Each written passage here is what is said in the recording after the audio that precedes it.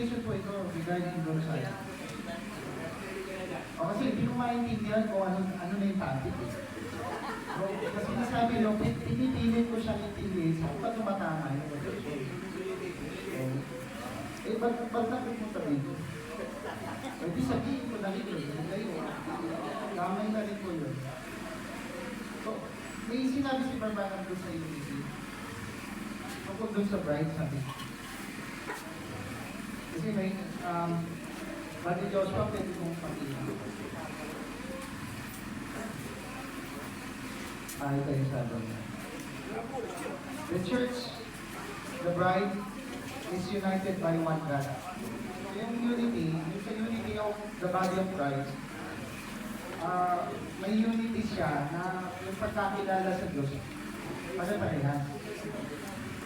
O uniformity, hindi siya iba-iba. Under one Spirit, the Spirit of God, in one holy union of God, to be one holy bride to God. That's right, altogether, unity of the body. The body waiting as a bride, as it is the bride, as we call ourselves the bride.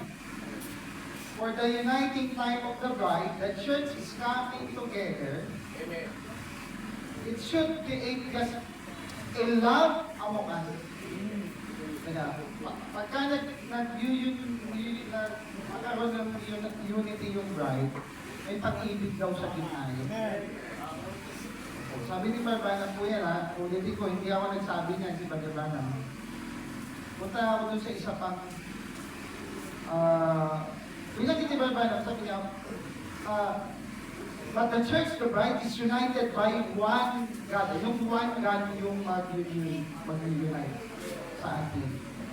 Eh, inisip ko po kanina, mga kapatid, medyo ano ko lang, kung ano yung narinig ko, parang magpe-present ako doon sa naunawaan ko din. Kung ang Diyos ay namatay, ano kaya ang kalagayan ng tao sa lupa? Pag ang Diyos namatay, sino na yung Diyos sa langit? Patay, patay. Ang tanong doon, ano klase? Patay. Isa pang tanong. Isip ko yun eh, ganyan na. Sabi kanina, yung term, ang Diyos nagkatawang tao. Kung ang Diyos ay nagkatawang tao, hindi na sa Diyos. Tama? Tao na. Tao na siya. Katawang tao eh. Parang dinadalawa natin. Ay, Diyos pa rin siya kahit tao na siya. Alam mo, nagkatawang tao na. So, yun yung mga term na ano yun natin. Tingnan natin ng mabuti, aralin natin mabuti. Yung term na yan. 1 Corinthians chapter yan eh. 5:21 or 1 Corinthians, 1 Timothy 3:16 yata yun. Oh, God manifest in the flesh. Tapos yung NIV ang ginamit kasi. Yung John 1:1, ginamit yung NIV. O John 1:14. Dito na lahat. Ginawa, bagong balita, ang Diyos naging tao. Walang ganun. Sa King James, yung Diyos, o hindi Diyos sa akin, yung word, made flesh. Hindi yung Diyos naging tao. Walang ganun sa Bible. Pakita mo ba din Diyos? John 1:14. Dito, yung translation, magkagaya tayo dyan. At nagkatawang tao ang verbo. Anong translation niya? Hindi ang English. Tingnan mo sa English, ang layo-layo niya. Ayan, hindi lang. And the word was made flesh. How do you interpret yan in the single, kung ano yung translation mo? Subukan niyo yan, i-AI niyo yan. Ang salita ay ginawang laman. Gaano kalayo? Layo. So kaya inisip ko, kung ang Diyos namatay, sino na yung Diyos sa taas? Kung ang Diyos ay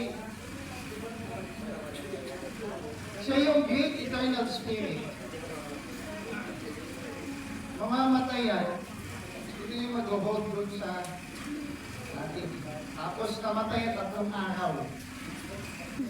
Tapos nandun sa ilalim ng, ewan ko, Pastor Dante. O ang Diyos namatay, tapos pumunta sa kailaliman, sino na doon ang may hawak? Sa ilalim. Tapos sino ngayon ang pinapadalaminan ng tao? Patay na ito. Pero, paano ba yung term ni Brother Branham? Yung nagmamaskara ang Diyos?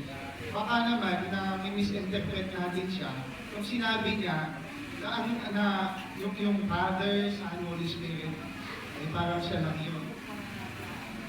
Kung naalala po ninyo, binanggit ni Pastor Yuri kanina, may term si Brother Branham na yung Holy Spirit, yung Holy Ghost, ay ikatlong persona ng Trinity. Yung paniniwala niya, hindi yan 1962 pababa. Yan ay 1963 pataas. Hanapin yung quotation, Mike. Alam niyo yan. Pinagbanggaan na namin yan doon sa Facebook. Hindi nila yung sagutin niyo to. Bakit si Brother Branham nagsalita nito? 1963 yan na quotation. Sabi ni Brother Branham dito sa kanyang infallibility. Ito po sa absolute ko. 1963. Sabi niya, man's not measured by how much his bicep are. Hindi daw yan nadadala doon sa muscle. O how big muscle he is. He is measured by his character. Yung tao, nami-measure yan sa kanyang ugali. Sabi naman ba, that exactly right. And characters come from the Word of God. Yung mabuting ugali, galing niya sa salita ng Diyos. Masasama yung ugali natin. Nung dumating ang salita ng Diyos sa atin, naging mabuti tayo. And sabi niya, and that alone, sabi ni Barbanam. Ito na po yung sabi doon, kanina, naisip ko, paano malalaman ang tunay na fivefold? Binanggit ni Pastor dito. How do you recognize who is the, yung sa Diyos na fivefold ministry? O fivefold ministry. Sabi ni Brother Branham, and any preacher that claims to be preacher and deny that word, there is little character of God there to me. Amen? Sabi niya. Amen. Maybe. Sabi niya, Maybe some, yes. Ito to bro. Maybe some. Oops. Absolute dito. Tama yan, bro. Tama yan. pinabasa. Maybe yan. Ayan, yan. Maybe some of listen. Tama. I don't want to get critical again. I love you and I mean that. Diretso mo. But, hindi mababa nito. But that's my absolute this word. Amen. Anong word daw yun? Thus said the Lord, and you know that's true, sabi niya. Yung anong word yan, sabi niya.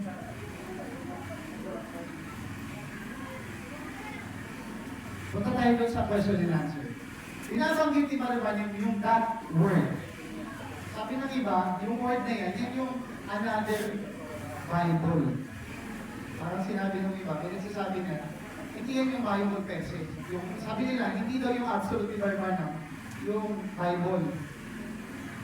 Si Barbanam mismo din magsasabi kung yung ba talaga yung absolute niya. Sabi niya dito sa question and answer, this is 1964, sabi niya, the only thing you can put your trust in is thus said the Lord. May sinabi siya doon kanina, thus said the Lord. Yun daw yung kanyang absolute. Amen. Yung salita, yung thus said the Lord. Ano yung thus said the Lord? Sabi ni Brother Branham dito sa question and answer. The only thing you can put your trust in it, thus said the Lord, from the Bible. Amen. Okay, isip ko, doon sa unity of the body of Christ, binanggit ni Brother Branham, may one God yun. Pag mag-unite yung body, yung Christ, may one God yun. Yung one God yung unawa nila. Ano klaseng one God yan? Yung Ama, yung din ba yung Anak, yung Espiritu Santo, siya rin.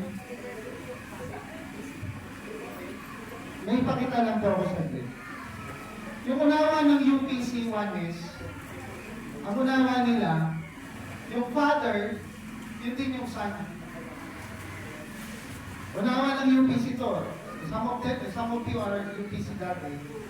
At ang unawa nila, yung Ama, yan din yung Anak. Yan yung Ama na Great Eternal Spirit. Yan din yung nagkatawang tao. Ginagamit din nilang term yan. Nagkatawang tao ang Diyos. Si Father Branham, sa Bible, ito yung gusto ko po kanina sana isusuko pa sa iyo. Yung Biblia ba, nagsasabi ng ganyan? Pag si Jesus Christ yung tatanungin natin, hindi. Halimbawa, ito, yung Matthew 3:16. This is basic verses na ginagamit natin pag evangelize tayo sa iba. Matthew 3:16. Yung ama na nagsasalita at yung tumaba at yung anak na binabaan, siya lang din ba yun lahat? Sabi niya dito, Jesus, when he was baptized, went up stairway out of the water, and lo, the heavens were opened unto him, and he saw the Spirit of God descending like a dove, and lightning upon him. Sabi, and lo, 17. Saying, this is my beloved Son, in whom I am well pleased. Yung ama pa, na Holy Spirit, tapos yung tinahanan siya rin ba yun? Take note, we're talking, sabi ninyo kanina, he's changing his dispensation. Kung ang dispensation is changing his dispensation at New Testament mo ito, so dapat hindi na nag-e-exist yung dispensation ng fatherhood. Dapat sonship na lang yun. Ngayon, bakit kung sa sonship, nandun yung father? Bumaba. Yung Holy Spirit descending upon him is the fatherhood. Eh, sino yung sonship? Siya ba? Kung yung changing of the ano yan, dispensation, mamamali yung Bible. At the same time, siya rin pala yun, pero gumagana siya at the same time. Pwede ba yun? I hope you get my point, mga kapatid. At si Jesus yung tinanong mo, sabi ni Jesus, sige Brother Joshua, sa Matthew 16:16, basic, ano po ito, Godhead. Si Kristo mismo nagsasalita, yun yung tinanong niya yung mga disciples. Sino ako sa inyo? And Simon Peter answered, that thou art the Christ, the Son of the living God. Who is that God? The And who is Father, that Son? Jesus Christ. If you use your intellectual mind, sabi mo ito kayo kanina dito, hindi yan pwedeng, mayroon niyang salita, mayroon niyang history, mayroon niyang meditation. So si Barbara nang nakarealize siya doon, hindi lang siya, parang kung ano lang yung sinabi, makikita mo yan sa Bible. May binanggit si Barbara dito na gusto ko pong ipakita natin, na kinakailangan ini-scrutinize yan. Hindi lang yan basta sinabi. So sabi ni Barbara na, sinabi ko siya dito.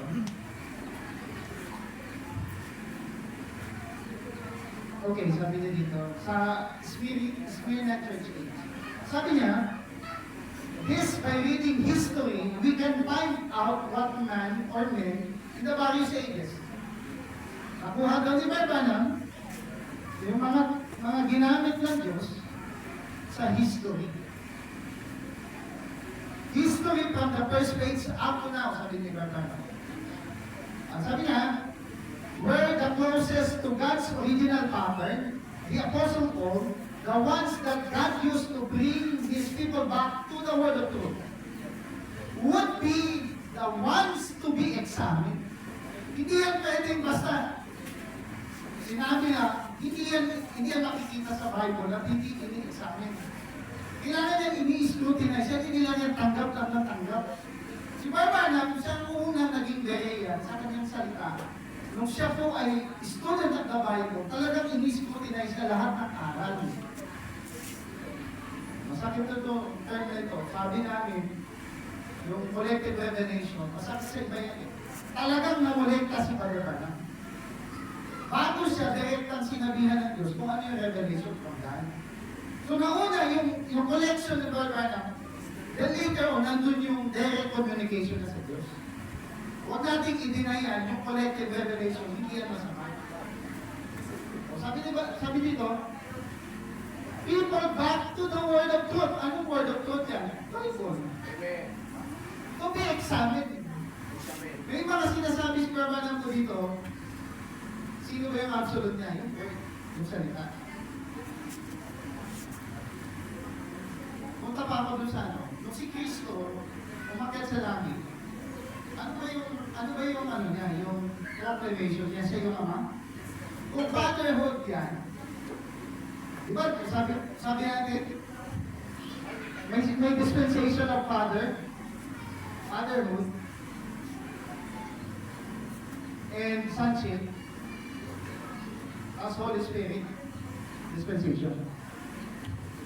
Nung umakyat si Jesus, ang declaration niya, hindi siya yung ama. Kahit pa nakipag-union yung Father sa kanya. Ang sabi ni Jesus doon sa John 20:17. Aakyat sa ama, sabi niya doon sa babae, huwag mo kong hahawakan. Hindi pa ako nakakakyat sa aking ama. That's his first declaration nung nabuhay siya na mabuli. Don't, sabi, touch me na, for I am not yet ascended to my Father. Malinaw yan, hindi. He is being a father, no? May O ama kung talaga siya. dispensation ng pag-uusapan, bagsak yun.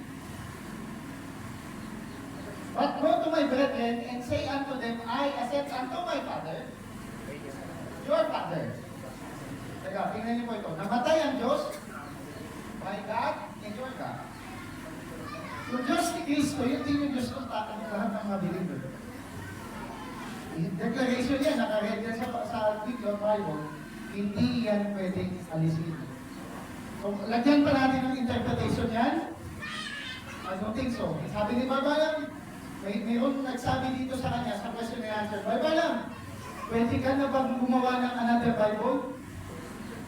Mayroon yan, kung si Barbalam dito eh. Sabi niya, teka, hindi pwede. Sinasabi sa kanya, during this time, maglagay na ng kung ano yung nangyaring quotation ngayon. Sinabi na sa kanya, Barbalam, gawa tayo ng inyong Bible. Yun yung tinutukoy niya. Sabi niya, no. Sino ba yung di Barbalam sila? Sabi niya dito, yan po. Pero, teka, nung umakyat na sa langit ang Panginoon, paano na, nasa langit na siya? This is Holy Ghost dispensation. Anong declaration niya? Is he the Father? Is he Saan pa rin siya? siya ba yung mga? Sabi niya doon sa Revelation chapter 3 verse 12, ito yung mga declaration niya. Hindi ko po ito gawa-gawa, binabasa ko ng Bible. Kung hindi kayo sasamahin sa akin, lagyan niyo lang another interpretation niya. In the overcoming, will I make pillar in the temple of mine? It shows the word my God. Ilang beses niya binanggit? Isa? Dalawa? Ano isa? Tatlo. Apat. Dalawa, tatlo, apat. Apat na beses sinabi na may Diyos siya. Ano yun? Alam ko ba siya yun? Isa pa, last. Revelation 3:20 o 21. Ano yung pa ako? Hindi mo pa po ako lang pagpitan.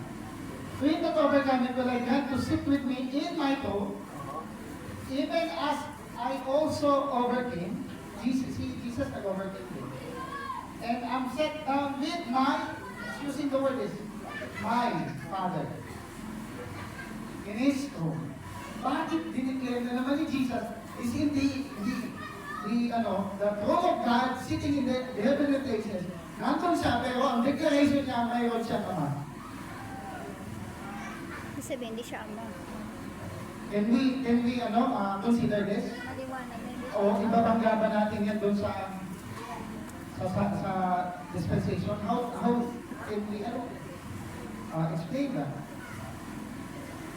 Dito naman po, may lastly, doon sa... Time na po. Time na. Dito. Dito na. Sayang, hindi umabot.